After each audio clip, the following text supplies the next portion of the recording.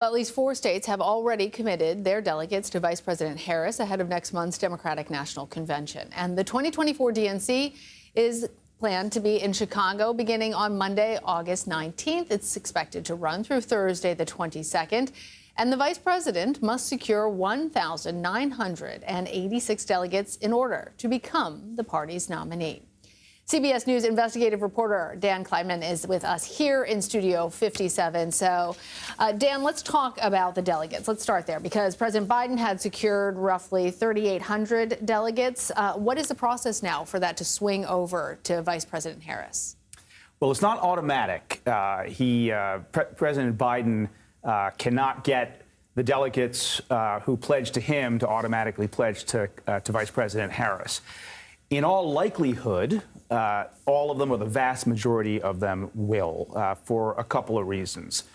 The main one is that these delegates were, the Biden campaign was very involved in picking these delegates in the first place. And so they are going to have a significant amount of loyalty to him.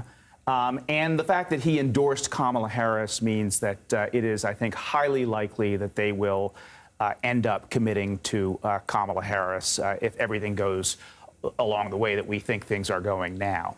Well, there's been some misinformation about the process, and some people have argued that delegates are not allowed to switch their votes. Fact check that for us. 100% wrong. If they were not allowed to switch their votes, then they couldn't nominate anybody to be president because President Biden pulled out. So they're going to have to, and they will, and you know, in all likelihood, as I said, they will pledge to Kamala Harris. That doesn't mean all of them will, but I think likely the expectation is that most of them will.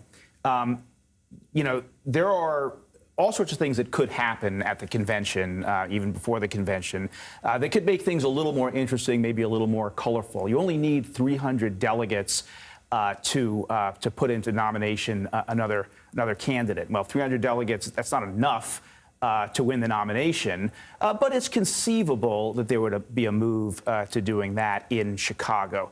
A lot of this is likely going to be wrapped up before the convention in Chicago because the Democrats are probably going to do a virtual roll call vote in which they will select their nominee, likely right now, based on what we know, Kamala Harris. And also we should note that nobody else has really put their name exactly. forward. Nobody has so far. I think most people who might be interested know that it's a heavy lift. She's already got a campaign organization behind her. She's already got access to all the money that the Biden-Harris campaign raised. Well, let's talk about that, the money. What needs to happen for that money from Biden-Harris that was pledged to that ticket to now go to Harris, anyone else? I mean, it's essentially already happened.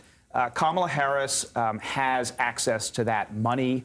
There have been people who've talked about legal challenges, but the reality is that her name is on the accounts along with Joe Biden. The Biden-Harris team had that money, and it's seamless. She will have access to that money, and in fact already does. They can start cutting ads using that money, putting those ads on the air, you know, right now if they wanted to, and if they were ready to do that. And the idea that you know, Republicans, as they've threatened, could sue the Democrats to try to keep Kamala Harris off the ticket. That's, I think, a non-starter. He is not the nominee yet, and he's not going to be the nominee, so that's just not an issue. That's why that timeline became so important. Okay, That's Dan right. Klaidman, thank you for being here. Happy to be here.